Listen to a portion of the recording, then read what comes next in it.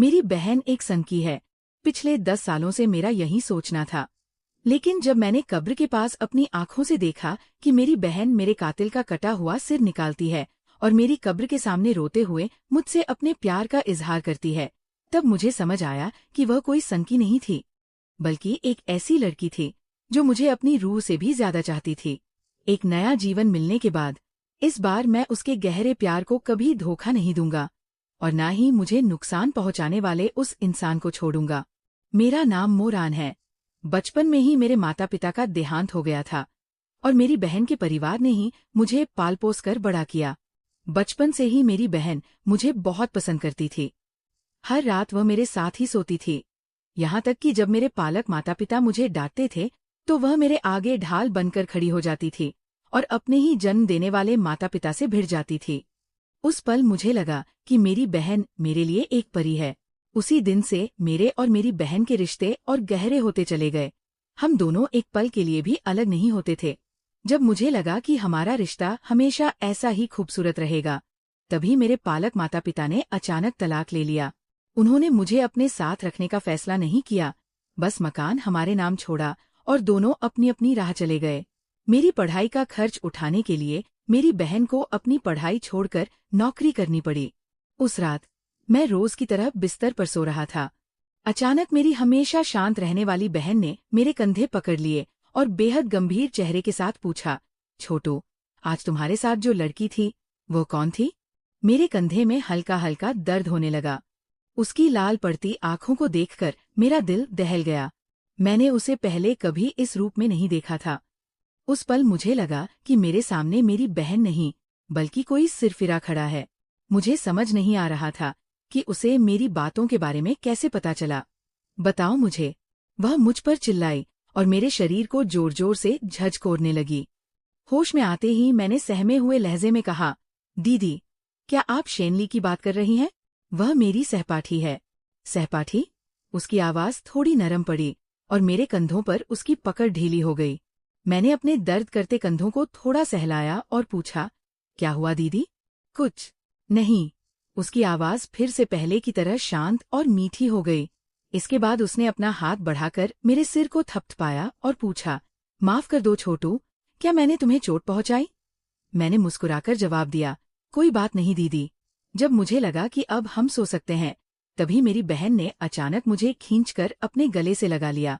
वह लगातार मेरी पीठ सहलाने लगी और बहुत घबराई हुई आवाज में बोली, छोटू, तुम अपनी बहन को छोड़कर कभी नहीं जाओगे ना? उसका शरीर थोड़ा कांप रहा था। मुझे समझ नहीं आ रहा था कि उसने ऐसा क्यों पूछा, इसलिए मैं बस इतना ही कह सका, बिल्कुल, मैं दीदी को छोड़कर कभी नहीं जाऊंगा। मेरा जवाब सुनकर उसने मुझे छोड़ दिया और कहा, जल्दी सो जाओ, श्याओरान। ये कहते हुए उसने अपनी पतली टांगों से मुझे बीच में जकड़ लिया और किसी गुड़िया की तरह अपनी बाहों में भर लिया। पूरी रात मैंने उसकी पकड़ से निकलकर हाथ पैर फैलाने की कई बार कोशिश की, लेकिन उसे जैसे पहले से पता चल जाता और अगले ही पल वह मुझे वापस अपनी ओर खींच लेती। उसी रात पहली बार मेरे मन में विचार आया कि मुझे उसके साथ नहीं सोना है। लगातार कुछ दिनों तक ऐसा चलने के बाद आखिर मुझसे बर्दाश्त नहीं हुआ। एक रात मैंने उससे कहा, दीदी, हम अलग अलग सोते हैं। मैं अब बड़ा हो गया हूँ। मुझे आज भी याद है कि मेरी बात सुनकर उसके चेहरे के हावभाव कैसे थे। उसमें हैरानी, अविश्वास और गुस्सा जैसी कई भावनाएं एक साथ मिली हुई थी। क्यों? क्यों? उसने लाल आंखों से मुझ पर चिल्लाते हुए पूछा। मैं डरकर उसे देखने लगा और फिर दरवाजे की तरफ भागा। इससे पहले कि मैं बाहर निकल पाता, उसने मेरा हाथ पकड़ लिया। उसने मुझे अपनी तरफ खींचा और मेरे चेहरे को दोनों हाथों में थामकर मुझे अपनी ओर देखने पर मजबूर कर दिया। क्यों, श्याओरान? तुमने तो कहा था कि तुम हमेशा मेरे साथ रहोगे। अब तुम मुझे छोड़कर क्यों जाना चाहते हो? उसने प्यार से मेरी तरफ देखते हुए कहा। उसकी आवाज में एक मिन्नत थी। धमाका सा हुआ और मेरा दिमाग पूरी तरह से सुन्न हो गया। मुझे अंदाजा भी नहीं था कि बचपन में कहीं मेरी एक आम सी बात उसे आज तक याद रहेगी। मैंने उसका हाथ पीछे धकेला और कहा, दीदी, मैंने तो वह बस ऐसे ही कह दिया था, और वैसे भी भविष्य में मुझे शादी करके अपना परिवार तो बसाना ही है। ये कहते हुए मेरे दिमाग में शेन ली की मुस्कान तैर गई। शादी? शियाओरान, तुम शादी क्यों करना चाहते हो? तुम्हें शादी करने की कोई जरूरत नहीं है, मैं हमेशा तुम्हारे साथ रहूंगी। पहले उसका चेहरा उदास हुआ, फिर वो अचानक उत्तेजित होकर बोलने लगी। दीदी, मैं बड़ा हो चुका हूँ और मुझे अपनी जिंदगी अपने हिसाब से जीनी है। मैंने अपने गुस्से को दबाते हुए बेबसी से कहा। शियाओ रान, दीदी से गलती हो गई, मैं तुमसे माफी मांगती हूँ। क्या तुम मुझे छोड़कर न जाने का वादा कर सकते हो? वो रोते हुए मुझसे मिन्नतें करने लगी। उसे इस हालत में देखकर मेरे मन में दूसरे कमरे में जाकर सोने का ख्याल भी खत्म हो गया। तुम यहीं सो जाओ, मैंने रूखेपन से कहा। नहीं शियाओ रान, अपनी दीदी को छोड़कर मत जाओ, प्लीज। वो गिड़गिड़ा रही थी। मैंने उसे देखा पर कुछ नहीं कहा। उस रात आखिरकार मैं चला ही गया और पीछे छोड़ गया दरवाजे पर घुटनों के बल बैठी फूट फूट कर रोती हुई ये किंगलिंग को। हाँ, मेरी दीदी का नाम ये किंगलिंग है। हालांकि ये नाम उसके माता पिता ने नहीं बल्कि मैंने रखा था। किंगलिंग शब्द मैंने बचपन में कहीं पढ़ा था।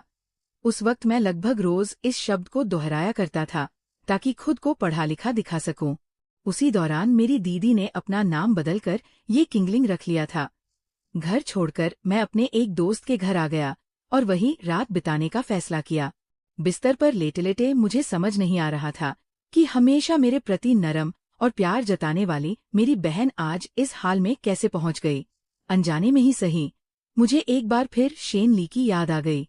न जाने क्यों मुझे लगने लगा था कि मैं उसके बिना रह ही नहीं सकता। यहाँ तक कि कई बार उसके साथ स्कूल से घर लौटने के लिए मैंने अपनी बहन को कड़कती ठंड में 1 घंटे से भी ज्यादा इंतजार करवाया और नजरअंदाज कर दिया। मैंने अपना सिर हिलाया और इस बारे में सोचना छोड़ दिया। वैसे भी उस रात के बाद से मैं अपनी बहन से बहुत कम मिला था। कभी कभार रास्ते में आमना सामना हो भी जाता तो बस एक दूसरे को हेलो बोलकर आगे बढ़ जाते।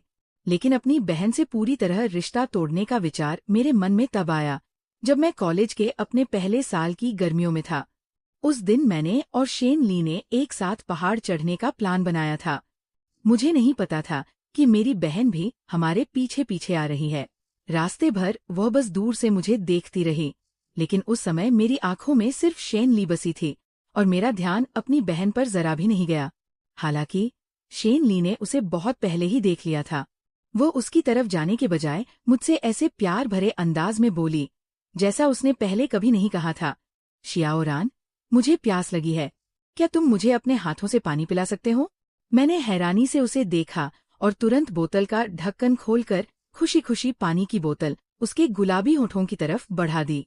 मुझे इस बात का जरा भी अंदाजा नहीं था कि मेरी बहन ये सब अपनी आंखों से देख रही है।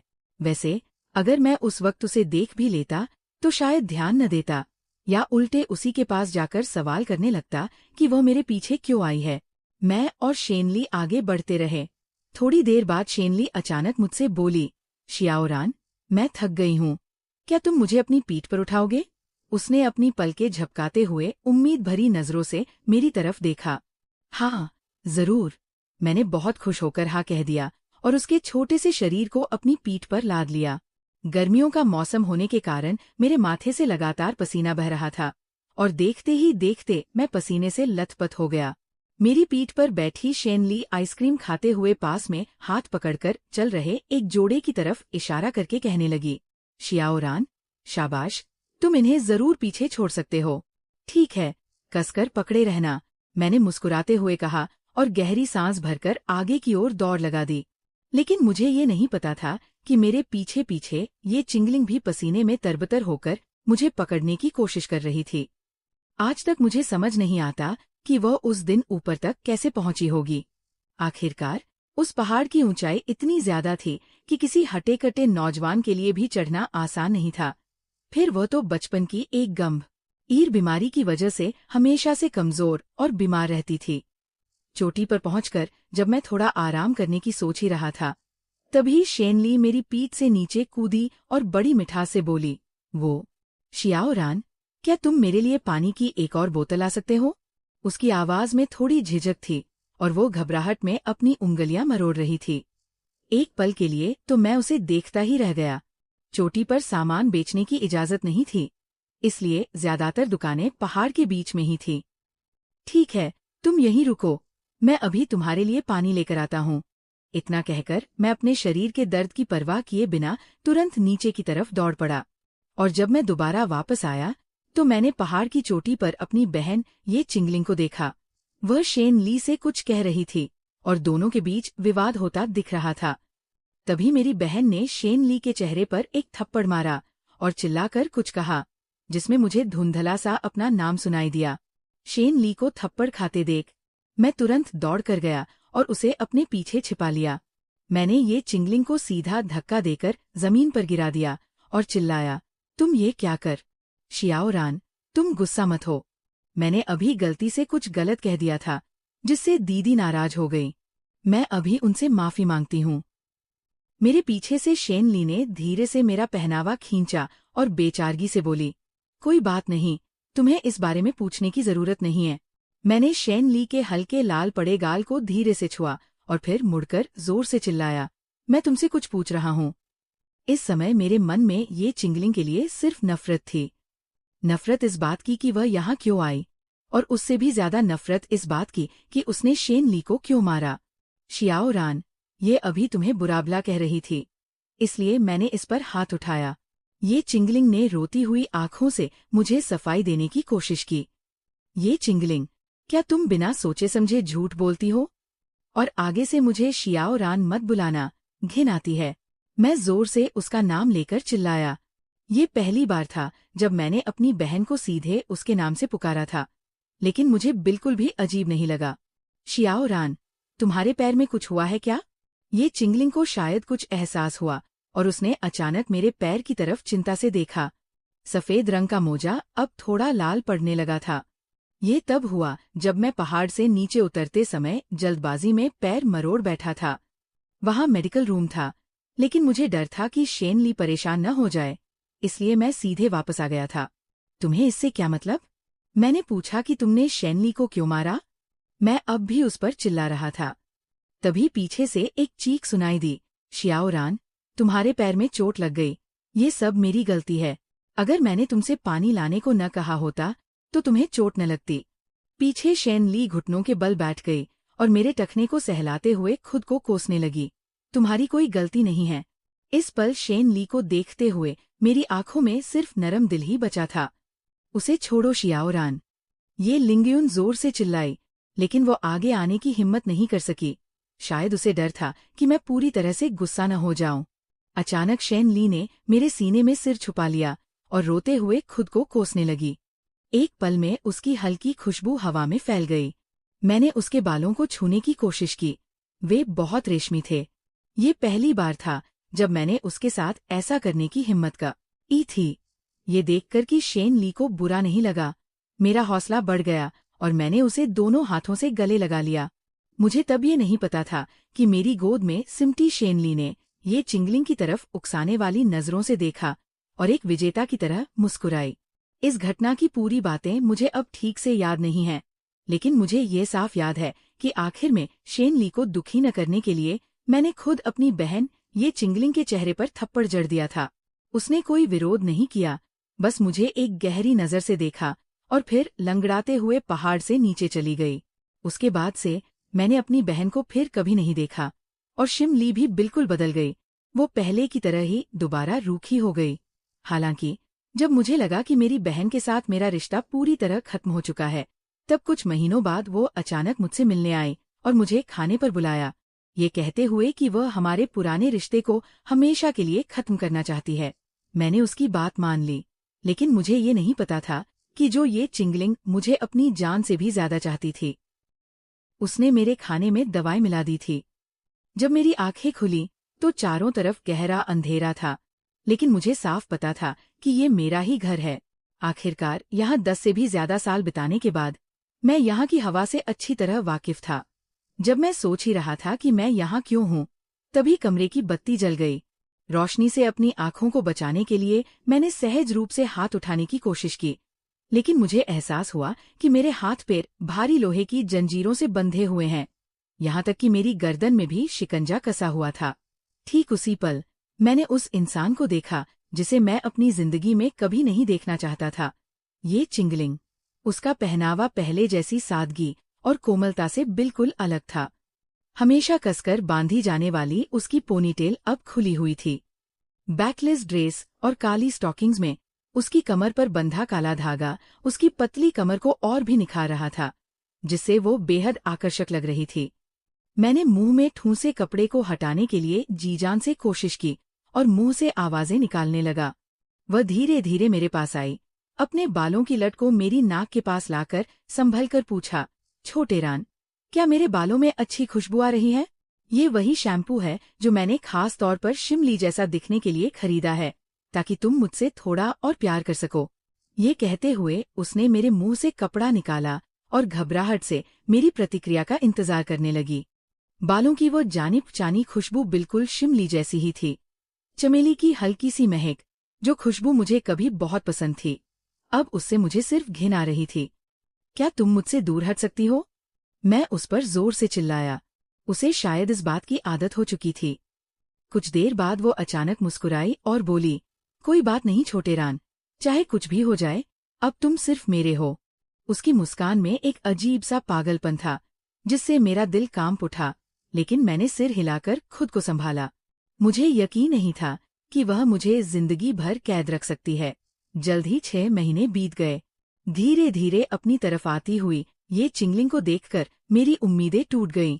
ऐसा लग रहा था कि वो सच में मुझे हमेशा के लिए यही कैद रखने का इरादा रखती है। यहाँ से बाहर निकलने के लिए मुझे अपनी नफरत दबाकर उसकी चापलूसी करनी पड़ी। आखिरकार वह मेरी जंजीरें खोलने के लिए राजी हो गई, लेकिन जिस दिन उसने जंजीरें खोली, मैं उसी दिन भाग निकला। मैं उस जगह को अब और बर्दाश्त नहीं कर सकता था। मुझे बस इतना याद है कि उस दिन वह मेरे पीछे पागलों की तरह भाग रही थी, यहाँ तक कि उसने अपने पैर की चोट की भी परवाह नहीं की। वह चोट उसे काम के दौरान गिरने से लगी थी। मैंने पीछे मुड़कर नहीं देखा। मेरा पूरा ध्यान सिर्फ उस नरक से दूर भागने पर था। बाद में मैं दूसरे शहर चला गया। उसके बाद से मैंने अपनी बहन को फिर कभी नहीं देखा, और अब जब हमारी मुलाकात हुई है तो ये आज का वक्त है। बस फर्क इतना है कि अब मैं मर चुका हूँ और मेरी मौत की वजह शिमली है। उसे मेरी बहन से हमेशा इसलिए जलन थी क्योंकि मेरी बहन उससे ज्यादा खूबसूरत थी। यहाँ तक कि मेरी बहन के पैर की चोट भी कोई काम के दौरान हुआ हादसा नहीं, बल्कि उसी का किया धरा था। और मैं तो बस एक जरिया भर था ताकि वह ये शिंगलिंग को नीचा दिखा सके। लेकिन मेरे कत्ल की असली वजह ये शिंगलिंग नहीं, बल्कि पिछले जन्म में मेरे हाथ लगा उसका एक राज था। पिछले जन्म में मैंने उसका किसी और आदमी के साथ वीडियो बना लिया था, लेकिन उसकी गिड़गिड़ाने वाली मिन्नतों के बाद मैंने वीडियो डिलीट कर दिया और उसे माफ कर दिया। फिर भी बाद में वह मुझे बहला फुसलाकर एक पहाड़ी की चोटी पर ले गई और उसने मुझे अपने हाथों से नीचे धक्का दे दिया। मुझे आज भी उसके आखिरी शब्द साफ याद हैं, जो उसने मुझसे कहे थे, सिर्फ मरे हुए लोग ही खामोश रहते हैं। उसकी आंखों में एक अजीब सा पागलपन था। नीचे गिरते वक्त मुझे अचानक मेरी बहन की याद आई। बचपन में उसके साथ बिताए दिन याद आए। मेरी कब्र के सामने ये शिंगलिंग रोते बिलखते हुए अपने बीते सालों का दर्द बयां कर रही थी, लेकिन मेरी आंखों से एक बूंद आंसू नहीं निकला, क्योंकि रूहों की आंखों में आंसू नहीं होते। इस पल मुझे गहरा पछतावा हुआ। अफसोस इस बात का कि मैं शेन ली का असली चेहरा वक्त रहते नहीं पहचान पाया, और पछतावा इस बात का कि पिछले जन्म में मैंने ये शिंगलिंग का दिल दुखाया। अचानक मेरे दिल में अपनी बहन को गले लगाने की तड़प जगी, भले ही मैं उसे जरा सी गर्माहट ही क्यों न दे पाता। काफी देर बाद ये शिंगलिंग ने एक थैले में से एक कटा हुआ सिर निकाला। वो सिर शेन ली का था।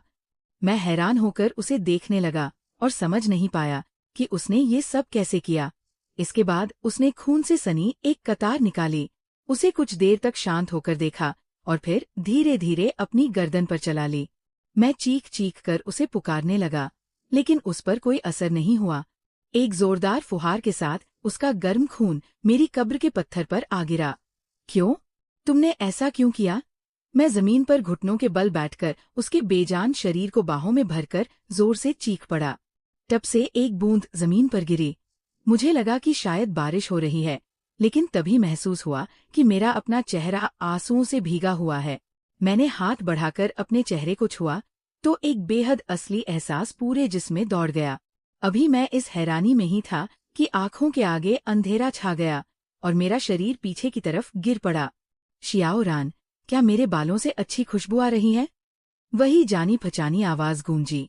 मैंने अपनी वही जानी पहचानी आंखें खोली तो सामने ये शिंगलिंग का बेहद खूबसूरत चेहरा था। दीदी, मुझे आपकी बहुत याद आई। मैं रोते हुए उस पर चिल्ला पड़ा। वो ठिठक गई। फिर उसने तुरंत मुझे गले से लगा लिया और बहलाते हुए बोली, शियाओरान, डरो मत, तुम्हारी दीदी यही तुम्हारे पास है। फिर वो हैरानी से मेरी तरफ देखकर बोली, शियाओरान, तुमने अभी मुझे दीदी कहा? उसकी आवाज तो संभली हुई थी, लेकिन उसका कांपता हुआ जिस्म चीख चीख कर उसके दिल की हलचल बयां कर रहा था। दीदी, क्या आप पहले ये लोहे की जंजीर खोल सकती हैं? मैंने उसे सीने से लगाने की अपनी तड़प को जैसे तैसे दबाते हुए कहा। क्या तुम फिर से शेन ली के पास जाने वाले हो? उसकी आंखों में पल भर में भयानक ठंडक उतर आई। अगले ही पल वह मेरे ऊपर बैठ गई।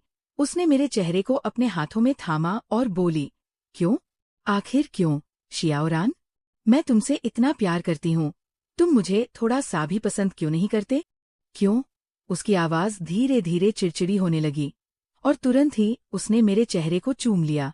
कुछ पल बाद वो अचानक मेरे ऊपर से उछलकर दूर हट गई और थोड़ी घबराकर बोली, रान, मैं अभी। उसका ये घबराया हुआ चेहरा देखकर मैं अचानक हंस पड़ा।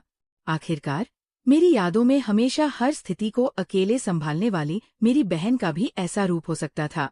दीदी, मुझे आपके हाथ की बनी खिचड़ी पीनी है, मैंने मुस्कुराते हुए उससे कहा। उसने हैरान होकर मुझे देखा, मानो पूछ रही हो कि मैंने उसे डांटा क्यों नहीं। आखिरकार पहले तो मुझे उसे एक नज़र देखना भी घिनौना लगता था, चूमना तो दूर की बात थी। क्या मैं पी सकता हूँ? हाँ, बिल्कुल। तुम जरा रुको रान, मैं अभी तुम्हारे लिए बनाकर लाती हूँ, उसने उत्साहित होकर कहा और तेजी से दरवाजे की तरफ भाग गई। उसके जल्दी में जाते हुए पीछे के हिस्से को देखकर मेरे दिमाग में शेन ली का चेहरा उभर आया। इस बार मैं तुम्हें कभी नहीं छोड़ूंगा। जल्दी ही ये किंगलिंग दोबारा अंदर आई। उसके गोरे हाथों में गर्म भाप निकलती हुई चावल की खिचड़ी का कटोरा था। उसने प्यार से मुझसे कहा, रान, खिचड़ी बन गई है, मैं तुम्हें खिलाती हूँ। ये कहते हुए वह बिस्तर पर घुटनों के बल बैठ गई और एक चम्मच खिचड़ी मेरे मुंह के पास ले आई। उसने इस बात की जरा भी परवाह नहीं की कि उसका खुला हुआ सफेद शरीर मुझे दिख रहा था। मुझे पता था कि अभी उससे मुझे छोड़ने के लिए कहना बिल्कुल असंभव था। मैंने एक घूंट पिया और वाकई में ये वही जाना पहचाना एहसास था। मैंने अपने दिल में सोचा, दीदी, आप भी पीजिए, मुझे भूख नहीं है। अच्छा, क्या ये स्वादिष्ट है? उसने मुझसे नजरें चुराते हुए अपना सिर एक तरफ घुमाकर पूछा। बहुत स्वादिष्ट है, मेरी दीदी जो भी बनाती है सब स्वादिष्ट होता है, सच में। अच्छा, तो मैं अब से हर दिन तुम्हारे लिए बनाया करूंगी, उसने उत्साहित होकर कहा। ठीक है, मैंने मुंह से तो कह दिया, लेकिन दिल में शेन ली के बारे में ही सोच रहा था। मुझे पता था कि शेन ली के कई बॉयफ्रेंड थे और वे सभी बिना किसी अपवाद के बहुत अमीर और रसूखदार थे। और शेन ली का मेरे साथ रिश्ता रखना सिर्फ ये किंगलिंग को नीचा दिखाने के लिए नहीं था, बल्कि इससे भी ज्यादा जरूरी मेरी इस खूबसूरत रंगत और दिखावट की वजह से था। इस तरह वह उन आदमियों के ऐसों पर ऐश कर सकती थी और दुनिया के सामने ये ढोंग कर सकती थी कि मैं उसका बॉयफ्रेंड हूँ। ऐसा करने से उसके पास एक ऐसा बॉयफ्रेंड हो जाता जो खूबसूरत भी था, अमीर भी, और उसे अपनी जान से ज्यादा चाहता था। समय का हिसाब लगाऊं तो इस वक्त वह शायद ली तियान के साथ छिपकर मिल रही होगी। मेरे मन में बदले का विचार पक रहा था, लेकिन मुझे एहसास ही नहीं हुआ कि एक कटोरा खिचड़ी मैं कब की खत्म कर चुका था। मैं आदत के मुताबिक अपना मुंह खोले ये किंगलिंग के दोबारा खिलाने का इंतजार कर रहा था। रान, क्या तुम्हें और पीनी है? मैं और लेकर आती हूँ। ये कहते हुए ये किंगलिंग बाहर जाने लगी। दीदी, आप यहाँ आकर बैठिए, मैंने उसे रोक लिया। वह एक पल के लिए ठिठक गई, फिर तुरंत मुड़कर तेजी से मेरे पास आकर बैठ गई। वह अपना सिर झुकाए हुए थी और मेरी तरफ देखने की हिम्मत नहीं कर पा रही थी। रान, क्या तुम अब मुझसे उतनी नफरत नहीं करते? तुमने मेरे हाथ की बनी खिचड़ी भी पी ली, उसने अपने होंठ दबाते हुए थोड़ी खुशी के साथ कहा। दीदी, मैं आपसे प्यार करता हूँ, मैंने उसकी तरफ देखते हुए शांत भाव से कहा। 2 जन्मों के अनुभवों ने मुझे मेरे दिल की सच्चाई से पूरी तरह वाकिफ करा दिया था। रान, तुमने अभी क्या कहा? कि तुम मुझसे प्यार करते हो? उसने अपनी आंखें बड़ी करते हुए जल्दबाजी में कहा। मैंने सिर हिलाया और कहा, दीदी, क्या तुम ये जंजीर खोल सकती हो? मैं तुम्हें गले लगाना चाहता हूँ। नामुमकिन। उसकी आंखें अचानक लाल हो गई और वह मुझ पर चिल्लाई, रान, क्या तुम अब भी भागना चाहते हो? क्या शेनली इतनी अच्छी है? मैं उसमें तुमसे किस बात में कम हूँ? ये कहते हुए उसने अपने कपड़े उतार दिए और दूध जैसी गोरी त्वचा मेरे सामने आ गई। उसने मेरा चेहरा हाथों में थामा और मेरे होठों पर किस कर लिया। वो अचानक से किया गया चुंबन अनभिज्ञ पर हावी होने वाला था। इसके बाद मेरे मुंह में एक गर्माहट घुल गई और मैंने भी पूरी शिद्दत से उसका जवाब दिया। काफी देर बाद उसने मुझे छोड़ा और उसकी ठुड्डी पर एक पतली सी लार की बूंद चमक रही थी। रान, तुम। ये किंगलिंग ने हैरान होकर मुझे देखा। उसका गोरा चेहरा अब शर्म से लाल हो चुका था। मैं तुम्हारे लिए खाना लाती हूँ। उसने जल्दी से कपड़े पहने और बाहर की तरफ भागी। मैंने अपने होठों के कोने पर बची महक को महसूस किया और धीरे से मुस्कुराया। ये किंगलिंग, इस जन्म में मैं तुम्हें कभी धोखा नहीं दूंगा। इस घटना के बाद से ये किंगलिंग लगभग हर रात सोने से पहले मेरे पास प्यार करने आती थी और पिछले कुछ दिनों में ये और भी बढ़ गया था। शुरुआत में दिन में 1 बार से लेकर बाद में दिन में 2 बार, 3 बार तक, और मैं भी हर बार उसका पूरा साथ देता था। रात ढली और दूर का दरवाजा फिर से खुला। ये किंगलिंग धीरे धीरे अंदर आई। इस बार वो पहले की तरह सीधे मुझ पर नहीं झपटी और न ही पागलों की तरह प्यार मांगने लगी, बल्कि बिस्तर के पास खड़ी होकर मुझे एकटक देखती रही। दीदी, मैंने हिचकिचाते हुए उसे पुकारा। उसने कोई जवाब नहीं दिया और मैं भी समझदारी दिखाते हुए चुप रहा। काफी देर बाद ये किंगलिंग मेरे पास आई, अपने हाथों से मेरा चेहरा सहलाया और थोड़ी घबराते हुए बोली, रान, तुमने कहा था कि तुम मुझे छोड़कर कभी नहीं जाओगे, है ना? उसकी आंखें बहुत गंभीर थीं। मैंने तुरंत जोर से सिर हिलाया और संजीदगी से कहा, दीदी, मैं मोरान इस जिंदगी में तुम्हें कभी छोड़कर नहीं जाऊंगा। ये किंगलिंग मुस्कुराई, लेकिन कुछ बोली नहीं। काफी देर बाद उसने चाबी निकाली और मेरी कलाई की जंजीर खोल दी। मुझे थोड़ा अफसोस हुआ। अगर मेरे शरीर की सारी जंजीरें खुल जातीं तो मैं उसे भी गले लगाकर सोने का एहसास जरूर कराता। मुझे गले लगाओ। ये किंगलिंग मेरे ऊपर झुक गई, फिर अपना सिर मेरी गर्दन में छुपा लिया और मेरे शरीर की महक को उत्सुकता से महसूस करने लगी। उसने सख्त लहजे में कहा। मैंने अपनी बाहें समेटीं और उसके छोटे से शरीर को गले लगा लिया। अपने हाथ उसकी पतली कमर पर रख दिए। रान, मैं तुमसे प्यार करती हूँ, एक पुरुष और स्त्री वाला प्यार। काफी देर बाद उसने ऊपर देखकर मेरी आंखों में झांका और कहा, मैं भी तुमसे प्यार करता हूँ, एक पुरुष और स्त्री वाला प्यार। मैंने उसकी खुशबू महसूस करते हुए कहा, सच में, जब आप अपने मनपसंद इंसान के साथ होते हैं तो आपको उसकी एक खास महक आती है। क्या सच में? उसने हैरान होकर कहा। मुझे पता था कि अगर मैं झूठ भी बोलूंगा तो भी वो बिना किसी हिचकिचाहट के उस पर यकीन कर लेगी। सच में, मैं तुम्हें पसंद करता हूँ। ये किंगलिंग, जब मैं उससे वादा करने ही वाला था कि मैं उसे जिंदगी भर प्यार करूंगा, तभी ये किंगलिंग अचानक आगे झुकी और उसके खूबसूरत लाल होठों ने पल भर में मेरे होठों को बंद कर दिया। मैंने अपने हाथ उसकी पीठ पर रखे और उसकी बर्फ जैसी सफेद पीठ को सहलाते हुए उस खूबसूरत पल का शांति से आनंद लेने लगा। काफी देर बाद वो फिर से मेरे ऊपर आ गिरी और कुछ नहीं बोली। मैंने अपने होठों को चाटा, जैसे मेरी इच्छा अभी पूरी न हुई हो। तभी ये किंगलिंग अचानक जोर जोर से रोने लगी और उसकी आंखों से लगातार आंसू बहने लगे। ओहो, शियाओरान, तुमने मुझे पहले पसंद क्यों नहीं किया? क्या तुम जानते हो मैंने तुम्हारा कितना इंतजार किया है? क्यों? जल्दी नहीं। मैं चुप रहा। पिछले और इस जन्म में मुझे नहीं पता कि मेरी बहन मुझे कब से पसंद करने लगी थी। शायद तब से जब मैं मिडिल स्कूल में था, या शायद तब से जब मैं पहली बार उनके घर आया था। मुझे माफ कर दो। मैंने उसे कसकर गले लगा लिया, जैसे मैं खुद को पूरी तरह से उसमें लीन कर देना चाहता था। काफी देर बाद आखिरकार रोने की आवाज बंद हुई। गर्दन में लोहे की जंजीर बंधी होने के कारण मैं अपना सिर नहीं उठा सका, इसलिए मैंने धीमी आवाज में कहा, ये किंगलिंग, तुम पहले उठो। किसी ने कोई जवाब नहीं दिया, बस कभी कभी खराटों की आवाज आ रही थी। मेरे चेहरे पर एक मुस्कान आ गई और मैंने अपने हाथों से उसे फिर से कसकर पकड़ लिया। जब मैंने आंखें खोलीं और बिस्तर के पास लगी घड़ी को देखा तो रात के 9 बज चुके थे। पास में ये किंगलिंग अपने पैरों को समेटकर मेरे बगल में सोई हुई थी। मैंने ये किंगलिंग के थोड़े बिखरे हुए बालों को सहलाया और मेरी आंखों में एक पल के लिए क्रूरता की चमक आ गई। शेन ली, तुम इंतजार करो, मैं जल्द ही तुम्हारे पास आऊंगा। ली तियान, तुम्हें क्या लगता है कि क्या मोरान नाम का वह कुत्ता मर चुका है? एक शानदार होटल में शेन ली ने अपनी कमर मटकाते हुए चापलूसी भरे अंदाज में कहा, फिक्र मत करो, वह मेरी जगह है। जब मैंने कदम उठाया है तो वह जिंदा नहीं बच सकता। पास में खड़े एक अधेड़ उम्र के आदमी के चेहरे पर मुस्कान आ गई। उसने तुरंत शेन ली को खींचकर अपनी बाहों में ले लिया और अपनी उंगलियों से उसकी ठुड्डी को ऊपर उठाते हुए कहा, मेरी जान, उदास मत हो। अरे, इतनी जल्दी मत करो। क्या तुमने मुझे वो बैग खरीद कर दिया जो मुझे पिछली बार पसंद आया था? शेन ली बड़ी चतुराई से उसकी बाहों से निकल आई। जाहिर है ये पहली बार नहीं था जब वो ऐसा कर रही थी। फिक्र मत करो, मैंने वो तुम्हारे लिए बहुत पहले ही खरीद लिया था। ली तियान ने शेन ली के पीछे थपकी दी और पीछे से एक सुंदर हैंडबैग निकाला। अरे वाह, मेरे तियान सबसे बढ़िया हैं।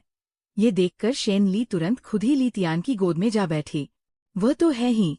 ये कहते हुए ली तियान ने शेन ली को उठाकर बिस्तर पर फेंक दिया और उसके ऊपर आ गया। दीदी, क्या तुम ये लोहे की जंजीर हटा सकती हो? मैं नहीं चाहता कि तुम हमेशा इस तरह मेरा ख्याल रखो। मैं भी तुम्हारा थोड़ा ख्याल रखना चाहता हूँ। मैंने मुस्कुराते हुए ये बात ये किंगलिंग से कही, जो मुझे खाना खिला रही थी। हालांकि मेरे हाथों से लोहे की जंजीरें हट चुकी थी, लेकिन ये किंगलिंग अब भी रोज मुझे अपने हाथों से खाना खिलाने पर अड़ी हुई थी। ये किंगलिंग के चेहरे पर साफ तौर पर खुशी की झलक दिखाई दी, लेकिन उसने इसे तुरंत बहुत अच्छी तरह छुपा लिया। उसने न तो हाँ कहा और न ही मना किया। मुझे पता था कि इस बार बात बन जाएगी। सच में, जैसे ही चावल का कटोरा खाली हुआ, ये किंगलिंग महारत के साथ आकर मेरे ऊपर बैठ गई और गंभीर होकर बोली, रान, तुम कसम खाओ कि तुम मुझे छोड़कर कभी नहीं जाओगे, तब मैं तुम्हें छोड़ दूंगी। उसके चेहरे पर एक अलग ही जिद थी, इसलिए मुझे वही कसम दोबारा दोहरानी पड़ी जो मैं अनगिनत बार दोहरा चुका था। मैं, मोरान, कसम खाता हूँ कि इस जन्म में, अगले जन्म में और उसके बाद के हर जन्म में अपनी बहन ये किंगलिंग को कभी छोड़कर नहीं जाऊंगा। जब मैंने अपनी बात पूरी कर ली, तब जाकर ये किंगलिंग के चेहरे के भाव सामान्य हुए। उसने तुरंत चाबी उठाई और मेरे शरीर में बंधी बाकी सारी जंजीरें भी खोल दी। आजादी मिलते ही मैंने अपनी हड्डियों और मांसपेशियों को थोड़ा सहलाया, फिर पतीले से एक कटोरा दलिया निकाला और एक चम्मच उसके होंठों के पास ले जाकर कहा, मुंह खोलो। मैं साफ महसूस कर सकता था कि वह एक पल के लिए ठिठक गई। फिर उसने तुरंत चम्मच में रखा दलिया निगल लिया। हालांकि आखिरी चम्मच के वक्त उसने उसे खाने से मना कर दिया और चम्मच मेरी तरफ बढ़ा दिया। चम्मच में दलिया का सबसे गाढ़ा हिस्सा था और ये किंगलिंग की आंखों में उम्मीद भरी चमक थी। मैंने बिना किसी हिचकिचाहट के उसे एक ही बार में खा लिया। ये किंगलिंग मुस्कुराई, फिर खड़ी होकर बोली, रान, मैं काम पर जा रही हूँ, तुम घर पर ही रहना। मैंने सिर हिलाते हुए कहा, चिंता मत करो, मैं घर पर ही तुम्हारा इंतजार करूंगा। याद रखना, यहाँ से कहीं मत जाना। जाने से ठीक पहले ये किंगलिंग ने मुझे सख्त हिदायत दी। मैंने कहा, ठीक है। दरवाजा फिर से बंद हो गया। मैंने घर के अंदर काफी देर तक इंतजार किया। जब मुझे पूरा यकीन हो गया कि ये किंगलिंग जा चुकी है, तो मैंने दराज में रखे पूरे 10,000 युआन उठाए, दरवाजा खोला और बाहर निकल गया। भैया, मुझे 1, 3, 16, 2 और 8 नंबर के लाल गोले चाहिए और 5 नंबर का एक नीला गोला। एक लॉटरी की दुकान के अंदर मैंने बहुत सहजता से नंबर दोहराए। ये मेरी पिछली जिंदगी का लॉटरी जीतने वाला नंबर था। अगर सब कुछ ठीक रहा तो ये बिल्कुल नहीं बदलेगा। इसके बाद मैं शॉपिंग मॉल चला गया। सुबह का समय होने के कारण मॉल में ज्यादा भीड़ नहीं थी। जेब में 10,000 युआन का भारी भरकम कैश होने की वजह से मेरा आत्मविश्वास 7वें आसमान पर था। मैंने वो बहुत सी सब्जियां और सामान खरीदा जो ये किंगलिंग आमतौर पर पैसों की कमी के कारण नहीं खरीद पाती थी। इसके अलावा मैंने कुछ कपड़े, एक सोफा और एक बड़ा बिस्तर भी खरीदा। देखते ही देखते मेरे 10,000 युआन लगभग खत्म हो चुके थे। घर वापस आकर कर्मचारियों को सारा फर्नीचर सही जगह पर सेट करने का निर्देश देने के बाद मैं एक केटीवी के सामने पहुंच गया। स्टेज पर छोटे कपड़ों में एक लड़की अपनी कमर मटका रही थी। मैं बहुत सहजता से एक कमरे के पास गया, दरवाजा ढकेला और अंदर झांक कर कहा, तुम में से हुआंग कुरुई कौन है? एक ही पल में अंदर मौजूद सभी लोग मुड़कर मुझे देखने लगे। आप में से हुआंग क्यूरुई कौन है? मैंने दोबारा पूछा। तभी चोटी बांधे और बेहद स्टाइलिश कपड़े पहने एक आदमी मेरे पास आया और बोला, तुम मुझे ढूंढ रहे हो? उसके होठों पर उकसाने वाली एक मुस्कान थी। हुआंग क्यूरुई नगर पालिका सचिव का बेटा था। वह आम दिनों में बेहद घमंडी था, लेकिन शेन ली के प्रति बहुत वफादार था। वो शेन ली को अपनी पहली मोहब्बत मानता था, यहाँ तक कि पिछले जन्म में उसने शेन ली के जन्मदिन पर पानी की तरह पैसा बहाकर एक स्पोर्ट्स कार खरीदी थी। मैंने अपनी आवाज धीमी करते हुए उससे कहा, मुझे तुम्हें शेन ली से जुड़ी एक बात बतानी है, तुम पहले बाहर आओ। जैसा कि उम्मीद थी, हुआंग क्यूरुई का चेहरा तुरंत गंभीर हो गया। फिर उसने अंदर के लोगों को अलविदा कहा और बाहर आ गया। बताओ, शेन ली को क्या हुआ है? मैंने कुछ नहीं कहा, बस अपना फोन खोला और उसके सामने बढ़ा दिया। वीडियो में शेन ली एक दूसरे आदमी के साथ बिना कपड़ों के करीब आ रही थी। मेरे पिछले जन्म में मेरी मौत का कारण भी यही वीडियो था, जिसकी वजह से शेन ली के मन में मुझे मारने का विचार आया था। काफी देर बाद हुआंग क्यूरुई ने ठंडे स्वर में कहा, तुम्हें कितने पैसे चाहिए? मैं मुस्कुरा दिया। मुझे लगा था कि वो गुस्सा करेगा या मुझे पीटेगा, लेकिन मैंने ये नहीं सोचा था कि वो शेन ली को नुकसान से बचाने के लिए खुद ही इस वीडियो को खरीदने की पेशकश करेगा। मैं इसे नहीं बेचूंगा, मैंने रूखेपन से कहा और उसकी आंखों के गुस्से को अनदेखा करते हुए मुड़कर जाने लगा। गलियारे के मोड़ पर पहुंचकर मैंने पीछे मुड़कर उससे कहा, वैसे मैं तुम्हें बताना भूल गया, उस तरह के मर्द उसके पास और भी बहुत से हैं। बेशक तुम भी उनमें से एक हो। बाहर निकलने के बाद मैंने गाड़ी ली और समुद्र तट पर पहुंच गया। ये जगह मेरे घर से ज्यादा दूर नहीं थी, इसलिए बचपन में मैं और मेरी बहन अक्सर यहाँ खेलने आते थे। हल्की ठंडी हवा चल रही थी और कुछ दूरी पर समुद्र की लहरें उठ रही थीं। मैं आराम से रेत पर लेट गया। जहाँ तक शेन ली की बात है, हुआंग क्यूरुई खुद ही निपटेगा। वो बाहर से भले ही सभ्य दिखता हो, लेकिन अंदर से बेहद बदला लेने वाला इंसान है। मुझे पूरा यकीन है कि जब वो कदम उठाएगा तो मुझसे भी ज्यादा बेरहम होगा। यही वजह थी कि मैंने शेन ली के कई प्रेमियों में से उसे चुना था। चेहरे पर ठंडी हवा लग रही थी और मुझे नींद आने लगी। मैं अपनी आंखें बंद करने से खुद को रोक नहीं पाया। अरे, तुम यहाँ क्या कर रहे हो? एक तेज आवाज ने मुझे जगा दिया। आंखें खोली तो देखा कि सुरक्षा गार्ड की वर्दी पहने एक बुजुर्ग टॉर्च की रोशनी मेरी तरफ चमका रहे थे। आसमान पूरी तरह काला हो चुका था। मैंने मन ही मन कहा कि ये बुरा हुआ और तुरंत उठकर घर की तरफ भागने लगा। इस समय तक ये चिंगलिंग पक्का घर पहुंच चुकी होगी। मैं ये सोचने की हिम्मत भी नहीं कर पा रहा था कि घर पहुंचकर मुझे न पाकर उसका क्या हाल होगा। तुम वहीं रुक जाओ। पीछे से सुरक्षा गार्ड अंकल ने देखा तो तुरंत मेरे पीछे भागने लगे। मुझे बहुत जरूरी काम है, अंकल, मैंने बिना पीछे मुड़े जोर से चिल्लाकर कहा। मुझे लगता है कि तुम्हारी नीयत में खोट है, तुम वहीं रुको। मैंने थूका और मन ही मन कहा, अरे यार, मेरी किस्मत ही खराब है। तुरंत मुड़कर अभी भी तेजी से भागते हुए बुजुर्ग को आवाज दी, आप इस बूढ़े आदमी को मुझ पर भरोसा क्यों नहीं हो रहा? मैं तो बस बीच पर सो गया था। कुछ ही देर में बुजुर्ग भागते हुए मेरे सामने आ गए। घुटनों पर हाथ रखकर हांफते हुए बोले, तो तुम इतनी तेज क्यों भाग रहे थे? मुझे सच में बहुत जरूरी काम था। काफी देर बाद जब बुजुर्ग को भरोसा हो गया कि मुझे सच में कुछ नहीं हुआ है, तो उन्होंने झिझकते हुए कहा, वह, माफ करना बेटा, ये साल का अंत करीब आ रहा है ना? ये बूढ़ा आदमी भी अपना प्रदर्शन बेहतर करना चाहता था। ये कहते हुए उन्होंने मुझे समझ गए ना वाली एक नजर दी। मेरे पेट में अचानक अजीब सी हलचल होने लगी। मैंने तुरंत कहा, क्या मैं अब जा सकता हूँ? हाँ, बिल्कुल, रास्ते में ध्यान से जाना, बुजुर्ग ने जल्दी से कहा। मैंने उनसे और फिजूल की बातें नहीं की और सीधे घर की तरफ दौड़ लगा दी। इमारत के नीचे मैं टैक्सी से बाहर उतरा। कमरे में रोशनी न देखकर मैंने राहत की सांस ली। शुक्र है वो अभी वापस नहीं आई थी। मन ही मन ये सोचते हुए मैं धीरे धीरे ऊपर की तरफ बढ़ा। जब तक मैं घर के अंदर नहीं पहुंच गया और सब कुछ सही सलामत नहीं देख लिया, तब तक मेरा दिल शांत नहीं हुआ। मुझे डर था कि कहीं ये चिंगलिंग घर का सामान तोड़ फोड़ कर मुझे ढूंढने बाहर न चला गया हो। अब ऐसा लग रहा था कि सब ठीक है। मैं रसोई में गया और आज रात का खाना बनाने लगा। हालांकि आखिरी सब्जी पक जाने के बाद भी मुझे दरवाजे की कोई आहट सुनाई नहीं दी। मैंने अपना फोन निकाला और ये चिंगलिंग को फोन लगाया। आप जिस नंबर पर कॉल कर रहे हैं वो बंद है, कृपया थोड़ी देर बाद प्रयास करें। फोन से आवाज आई और मैं अचानक घबरा गया। ये चिंगलिंग बहुत मजबूत है, लेकिन चाहे वो कितना भी मजबूत क्यों न हो, आखिर है तो एक लड़की ही, और इतनी देर रात तक वापस नहीं आई थी।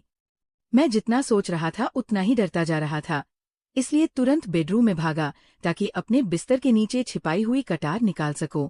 ये वही कटार थी जो मैंने अपनी पिछली जिंदगी में घर छोड़ने से पहले छिपाई थी, क्योंकि मुझे डर था कि ये चिंगलिंग कोई बेवकूफी न कर दे।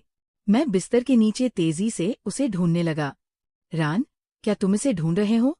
पीछे से एक ठंडी आवाज आई। देखा तो ये चिंगलिंग हाथ में कटार थामे मुझे ठंडी नजरों से देख रहा था। रान, क्या मैं तुम्हारे साथ अच्छा व्यवहार नहीं करता? तुम क्यों भागे? तुम मुझे छोड़कर क्यों गए? का यूं? ये चिंगलिंग दिल दहला देने वाली आवाज में चिल्लाया और हाथ में कटार लिए धीरे धीरे मेरी तरफ बढ़ने लगा। उसके चेहरे पर वही पुराना भयानक रूप फिर से उभर आया जिसे देखे बहुत वक्त हो गया था। जब मुझे लगा कि वो मुझे मारना चाहता है, तभी उसने अचानक कटार जमीन पर फेंक दी और अपना मुंह दूसरी तरफ मोड़कर बोला, रान, तुम चले जाओ, जाकर शेन ली से मिलो। मैं हिला नहीं, बस चुपचाप उसे देखता रहा। मुझे समझ नहीं आ रहा था कि अब भी वो मुझ पर भरोसा क्यों नहीं करना चाहता। क्या तुम जाना नहीं चाहते थे? अब जब मैं तुम्हें जाने दे रहा हूँ तो तुम जा क्यों नहीं रहे? या फिर तुम भी मुझे मारना चाहते हो? अंत तक आते आते उसकी आवाज धीमी पड़ गई, चेहरे के भाव शांत हो गए और उसने खुद का मजाक उड़ाते हुए कहा, वैसे सही ही तो है, तुमने बिस्तर के नीचे कटार छिपाई थी। क्या तुम मुझे मारना ही नहीं चाहते थे? ये कहते हुए वो नीचे झुका, कटार उठाई और मेरी तरफ देखकर बोला, बताओ, तुम मुझे कैसे मारना चाहते हो? मैं तुम्हारी हर बात मानने के लिए तैयार हूँ। आखिरकार यही तो अकेला काम है जो मैं तुम्हारे लिए कर सकता हूँ। इस पल ये चिंगलिंग की आंखों में मेरी तरफ देखते हुए अब भी प्यार भरा हुआ था, लेकिन उसमें एक अलग ही तड़प और बिछड़ने का दर्द भी मिला हुआ था। इधर आओ, मैंने उससे सख्त और बेबाक आवाज में कहा। आखिरकार जब तुम खुद अपने हाथों से करोगे तभी तुम्हें खुशी मिलेगी। ये चिंगलिंग ने राहत की सांस ली और मेरी तरफ बढ़ा। उसने मुझे खंजर थमाया और फिर अपना सिर उठाकर प्यार से बोला, शियाओरान, जब तुम थोड़ी देर में वार करोगे तो ध्यान रखना, मुझे डर है कि कहीं मेरा खून तुम्हारे कपड़ों पर न गिर जाए और तुम्हारे कपड़े गंदे न हो जाए। ये चिंगलिंग, क्या तुम बेवकूफ हो? इस पल मैं खुद को और नहीं रोक पाया। मैंने झटके से उसके हाथ से खंजर गिरा दिया और उसके सुर्ख होठों पर बहुत शिद्दत से चुंबन लिया। तब जाकर मुझे एहसास हुआ कि उसका चेहरा आंसुओं से भीगा हुआ था। जाहिर है कि वह कुछ ही देर पहले फूट फूट कर रोया था। वो थोड़ा हैरान लगा, लेकिन फिर उसने भी पूरी शिद्दत से मेरी बात का जवाब दिया। काफी देर बाद जब हमारे होंठ अलग हुए तो मैंने उसे गोद में उठाया, बिस्तर पर लिटाया और उसके माथे को चूमा। सुबह जब अलार्म बजा तो मेरी आंखें खुलीं। मैंने अपनी बाहों में सोए होने का नाटक कर रहे ये चिंगलिंग को देखा और मेरे होठों पर एक मुस्कान आ गई। ये चिंगलिंग को शायद महसूस हो गया कि मैं उसे देख रहा हूँ, इसलिए वो चादर के अंदर और सिमट गया। बस उसके बिखरे हुए बाल ही बाहर नजर आ रहे थे। मैंने धीमी सी हंसी के साथ कहा, लिंगर, मैं पहले खाना बना लेता हूँ, तुम थोड़ी देर और सो जाओ। फिर मैंने पीछे मुड़कर कहा, ठीक है? हाँ, मुझे समझ आ गया। चादर के अंदर से ये चिंगलिंग की शर्मिंदगी भरी आवाज आई। मैं उठकर कमरे में गया, हाथ मुंह धोया और फिर अपना फोन खोला। सच में लॉटरी का परिणाम आ चुका था। नंबर बिल्कुल पिछली जिंदगी की तरह ही थे। सातों के सातों नंबर मैच कर गए थे। इसी बीच एक फोन कॉल आया जो शेन ली का था। मैं कमरे में वापस गया, चादर में छिपे उस छोटे से इंसान को छुआ और मुस्कुराते हुए बोला, लिंगर, जरा बाहर तो आओ। तब जाकर ये चिंगलिंग ने धीरे से अपना सिर बाहर निकाला, अपने दोनों हाथों से चेहरे को ढका और शर्माते हुए पूछा, या क्या हुआ? मैंने फोन उसकी तरफ बढ़ाते हुए कहा, शेन ली का फोन है, मेरा उठाने का मन नहीं है, तुम मेरे लिए उठा लो। शियाओरान, क्या तुम मेरी परीक्षा ले रहे हो? ये चिंगलिंग ने मुझे देखा और कुछ नहीं बोला।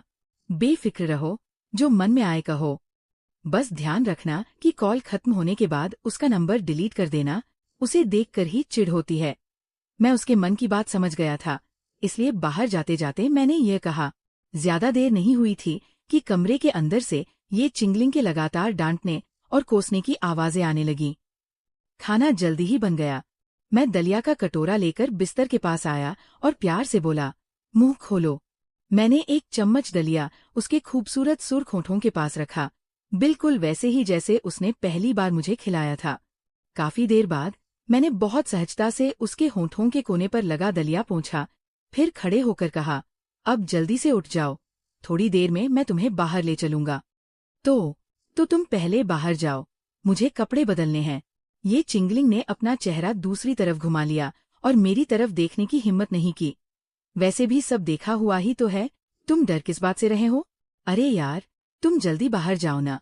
अच्छा ठीक है, तुम जरा जल्दी करना। उसके लाल पड़ चुके चेहरे को देखकर मैंने उसे और परेशान नहीं किया। शॉपिंग मॉल के अंदर ये चिंगलिंग अभी तक इस बात से उबर नहीं पाया था कि मैंने 50 लाख जीते हैं। लिंगर, मैंने उसे धीरे से छुआ और सामने की तरफ इशारा किया। देखा तो सामने शैनली हमारी ही तरफ देख रही थी। तुम क्या करना चाहते हो? ये चिंगलिंग पलक झपकते ही मेरे सामने आ गई और अपनी बाहें फैलाकर मुझे अपने पीछे छुपा लिया। मोरान, आखिर तुमने क्या किया? अब इंटरनेट पर हर जगह मेरे ही वीडियो क्यों छाए हुए हैं? शैनली मेरी तरफ चिल्लाई। मैंने अनजाने में ही अपना फोन खोला। ट्रेंडिंग लिस्ट में पहले नंबर पर जो शीर्षक था वो था, शहर की एक महिला ने देर रात अपने कई बॉयफ्रेंड से मुलाकात की। उस शीर्षक के नीचे तरह तरह की तस्वीरें, टेक्स्ट और वीडियो लगे हुए थे। साफ जाहिर था कि ये यकीनन हुआंग चिरुई का ही काम था। मैंने हंसते हुए कहा, शैनली, तुमने खुद क्या किया है? क्या तुम्हें नहीं पता? शैनली ने हैरान होकर मुझे देखा और फिर बोली, वह वीडियो तो तुमने मेरे सामने ही डिलीट कर दिया था ना? इसके तुरंत बाद उसे शायद किसी बात का एहसास हुआ। उसने जल्दी से अपना मुंह ढक लिया और बोलना बंद कर दिया, लेकिन उसकी आंखें मुझे नफरत से घूर रही थी। कौन सा वीडियो? ये चिंगलिंग ने मुड़कर मुझे देखा और बड़े गंभीर लहजे में पूछा।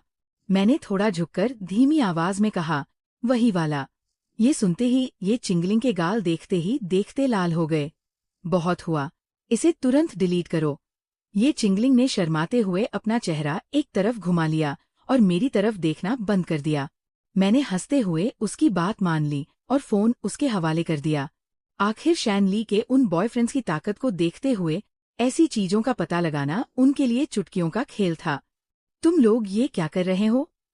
मोरान, क्या तुम मुझसे प्यार नहीं करते? अगर तुम सामने आकर ये सफाई दे दो कि वे वीडियो झूठे हैं और इस ये चिंगलिंग नाम की औरत को एक थप्पड़ मारो, तो मैं तुमसे शादी करने के लिए तैयार हूँ।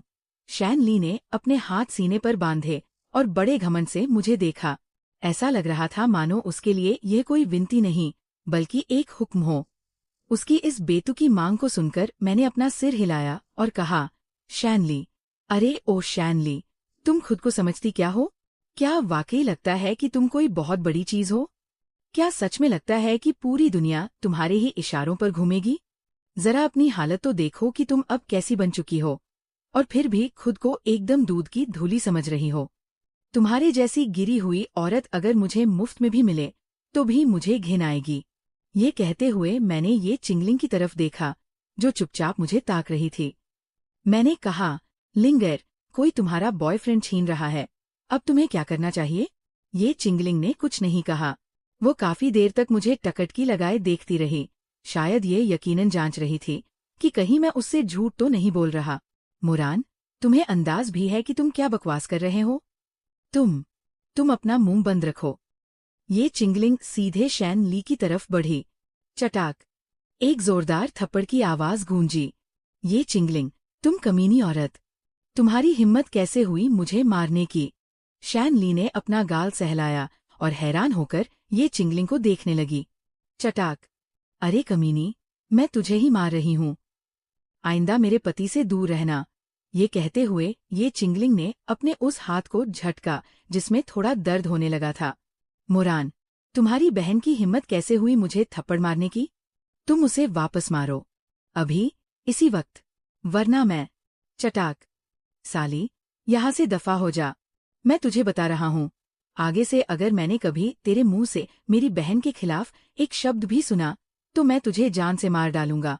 समझ आया या नहीं? मैं बिना किसी छिपाव के अपनी आंखों में क्रूरता लिए शेन ली को घूरता रहा। सुना तुमने? जब वो कुछ नहीं बोला तो मैं दोबारा चिल्लाया। ठीक है, बहुत बढ़िया। शेन ली ने घबराकर मेरी तरफ देखा और बेवकूफों की तरह सिर हिला दिया। चलो बेगम, मैं तुम्हें खरीदारी कराने ले चलता हूँ, मैंने ये किंगलिंग की तरफ हाथ बढ़ाते हुए प्यार से कहा। ठीक है। ये किंगलिंग ने हैरानी से मुझे देखा, फिर अचानक मेरी बाह थाम ली और मीठी सी मुस्कान दी। काफी दूर चलने के बाद ये किंगलिंग अचानक मुड़ी और मेरी तरफ देखते हुए उत्साह से बोली, रैन, तुम अभी बहुत बहुत बहुत जबरदस्त लग रहे थे। मैंने शरारत से उसे देखा। उसने मुझे देखा, उसकी आंखों में थोड़ी उलझन आई और फिर उसका चेहरा पल भर में लाल हो गया। उसने सिर झुकाकर शर्माते हुए कहा, पतिदेव। मैंने संतुष्ट होकर सिर हिलाया और तुरंत उसे गोद में उठा लिया। चलो पतिदेव, तुम्हें घुमाने ले चलते हैं। पतिदेव, मुझे नीचे उतारो। हा। इस घटना के बाद मैंने शुरू से अंत तक की पूरी ऑडियो रिकॉर्डिंग इंटरनेट पर पोस्ट कर दी। शेन ली के प्रेमियों ने खुद को बचाने के लिए उससे सारे रिश्ते तोड़ लिए। शेन ली के उन्हीं प्रेमियों की वजह से ये ऑडियो रिकॉर्डिंग एक बार फिर इंटरनेट पर जबरदस्त ट्रेंड करने लगी। 2 साल बाद लॉटरी में जीते पैसों की मदद से अलग अलग बाजारों में कारोबार फैलाकर मैं एक बड़ा बिजनेसमैन बन चुका था। दूसरी ओर शेन ली जनता के दबाव को सहन न कर सकी और उसे देश छोड़कर जाना पड़ा। सुना है कि वो गंभीर अवसाद का शिकार हो चुकी है। धूप खिली हुई थी। मैंने खिड़की के बाहर देखा, जहां ये किंगलिंग एक छोटे लड़के के साथ खेल रही थी। मैंने धीरे से पूछा, दीदी, तुमने उस दिन मुझे अगवा क्यों किया था? किंगलिंग ने बेबसी से मेरी ओर देखा और कहा, रैन, अगर मैं तुम्हें अगवा न करती तो तुम अपनी जान गंवा बैठते। ये कहते हुए ये किंगलिंग ने उस दिन की पूरी कहानी सुनाई। असल में उस दिन शेन ली ने मुझे जानबूझकर रिजर्वायर पर छोड़ दिया था ताकि मैं ठंड से जमकर मर जाऊं।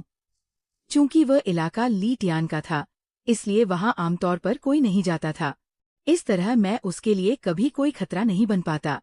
कोई ताज्जुब नहीं कि उस दिन शेन ली ने बहाना बनाकर मेरा फोन ले लिया था। लेकिन मुझे इस बात का बिल्कुल अंदाजा नहीं था कि ये किंगलिंग, जो पिछले जन्म में महीनों तक मुझसे नहीं मिली थी,